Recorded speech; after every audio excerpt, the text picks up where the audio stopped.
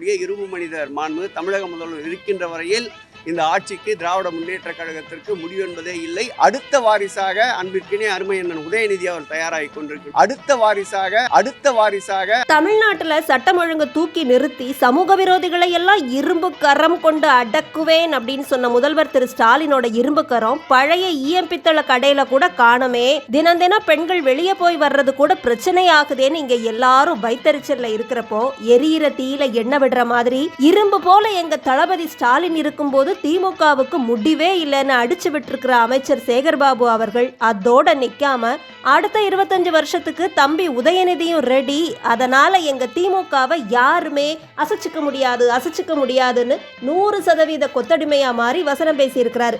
இரும்பு மனிதர் மாண்பு தமிழக முதல்வர் இருக்கின்ற வரையில் இந்த ஆட்சிக்கு திராவிட முன்னேற்ற கழகத்திற்கு முடிவு என்பதே இல்லை. அடுத்து இன்னொரு 6 நூற்றாண்டுகளை சுவைப்பதற்கு அடுத்த வாரிசாக அன்பிற்கினே அருமை அண்ணன் உதயநிதி அவர் தயாராகி கொண்டிருக்கு. அடுத்த வாரிசாக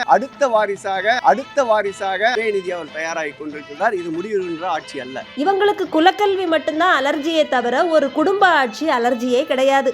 பரம்பரையா அப்பா பையன் ஆட்சி நடத்துற இதுக்கு பேரு தான் திராவிட மாடல் ஜனநாயக சமூக நீதியா. அடுத்த